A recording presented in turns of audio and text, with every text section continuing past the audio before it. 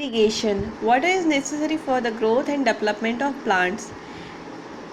पौधों के डेवलपमेंट और ग्रोथ के लिए पानी बहुत ज़रूरी होता है। If plants do not gate sufficient water this survival up, अगर प्लांट्स को सफिशिएंट वाटर नहीं मिलता है तो वो सर्वाइव नहीं कर पाएंगे।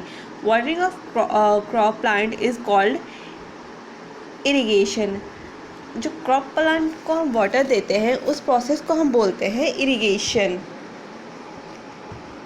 The major source of water is rainfall.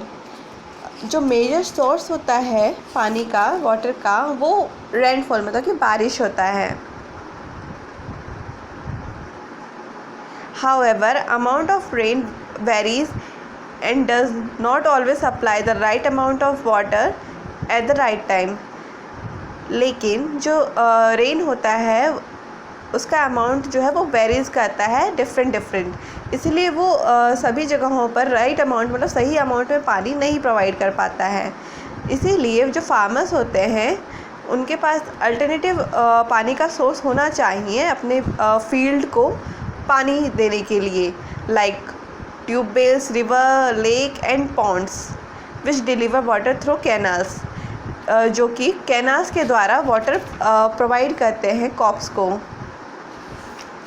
The amount of water supplied should be in adequate amount as excess of water harms the crop plants. जो पानी का अमाउंट होता है वो एक निश्चित अमाउंट में होना चाहिए, क्योंकि ज़्यादा पानी भी क्रॉप को हार्म कर सकता है। Continued water logging increases the amount of salt in the soil and retards the growth crops.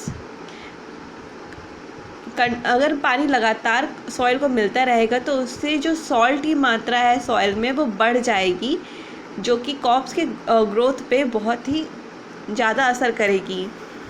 Protection of crop, pests are those organisms which damage crops and make them unfit for human consumption. Pests जो होते हैं वो organism होते हैं जो कि crops को damage करते हैं और उन्हें इंसानों के कंज्यूम करने लायक नहीं छोड़ते। The most common pests are insect, rat, rabbit and birds. जो कॉमन पेस्ट्स होते हैं वो इंसेक्ट होते हैं या फिर रैट होते हैं, रैबिट और बर्ड्स होते हैं। Microbes like bacteria, fungi and viruses are also causes disease to crops plants. Microbes like bacteria, fungi and viruses ये सब भी पौधों को मरने में अपना सहयोग देते हैं। Some chemical called pesticides are spread on crops to destroy pests. कुछ केमिकल्स होते हैं जिन्हें हम बोलते हैं पेस्टिसाइड, इन्हें हम क्रॉप्स के ऊपर स्प्रे करते हैं पेस्ट को मारने के लिए। But can be scared away from the fields by installing scarecrows. पक्षियों को फील्ड से दूर भगाने के लिए फील्ड में स्कैरक्रोज लगाने चाहिए। Harvesting, threshing and winnowing. Once the crop matures it is harvested. एक बार जब क्रॉप जो है वो मैच्योर हो जाता है तो फिर उसे हार्वेस्ट करना रहता है। The process of cutting and gathering a crop is known as harvesting. वो प्रोसेस जिसमें हम क्रॉप को काटते हैं और उन्हें इकट्ठा करते हैं उस प्रोसेस को हम बोलते हैं harvesting. It is done either manually by means of sickle और by some other mechanical means by using a harvester. ये हम मैनुअली करते हैं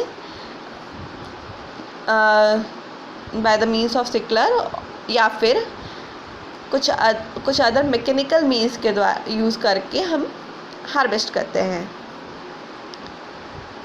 Pongal, Baisakhi, Holi, Diwali, Navanna are the special festival associated with harvesting and are celebrated with great joy in different state of India. कुछ त्यौहार हैं जैसे कि पोंगल, बैसाखी, होली, दिवाली, नवान्या, जो कि जो क्रॉप्स हैं उनके हार्वेस्टिंग से रिलेटेड हैं और इंडिया के डिफरेंट स्टेट में बहुत ही उत्साह से और खुशी से मनाए जाते हैं। The harvested crop may contain all kind of incredible matter. जो हार्वेस्टेड क्रॉप है वो कंटेन करते हैं different kind of incredible matters को. The whole process of separation of grains from the harvested crop is known as separating the grains from the chaff. With the help of wind is called winnowing.